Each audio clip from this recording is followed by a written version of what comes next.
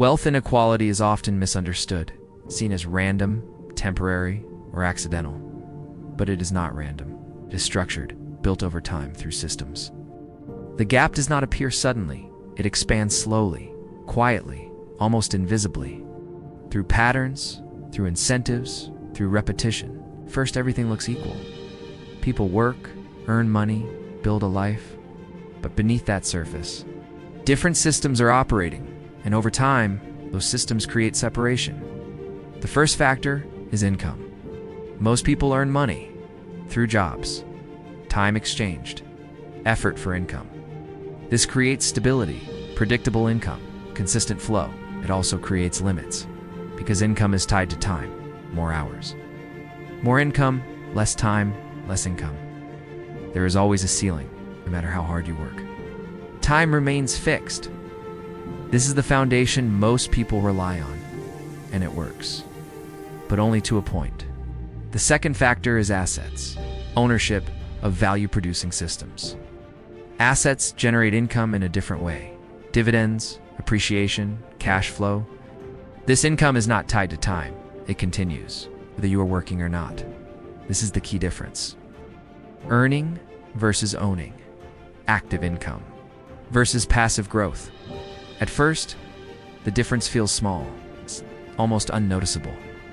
But over time, it becomes everything. Because assets grow through compounding, through reinvestment, through time itself. Those who own assets benefit from this growth. Those who do not depend on income.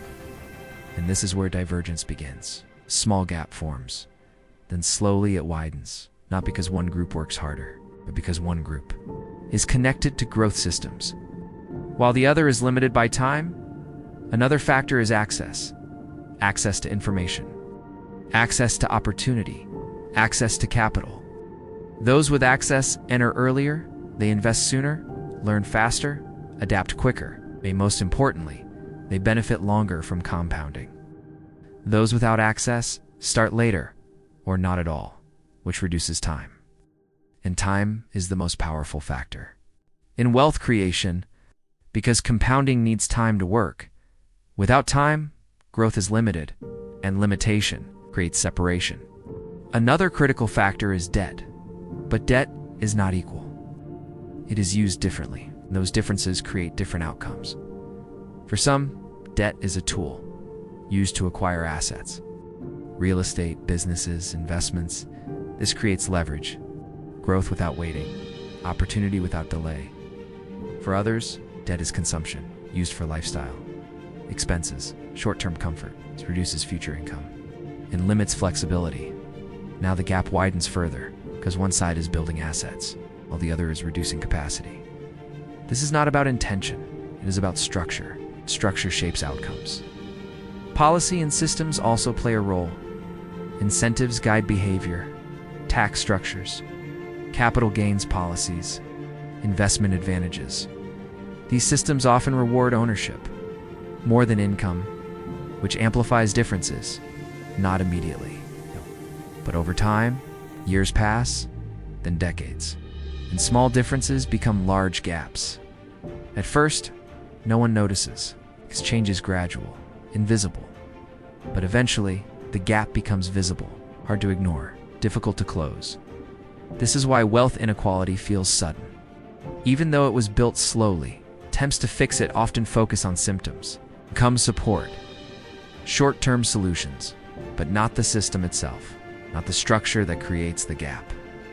Without structural change, patterns repeat, and inequality continues, because the system is still operating the same way.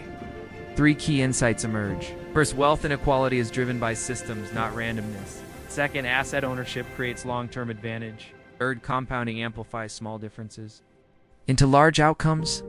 The difference is not only effort, it is structure, access, and time. Wealth flows through systems, predictably, consistently, over time, not randomly, not accidentally.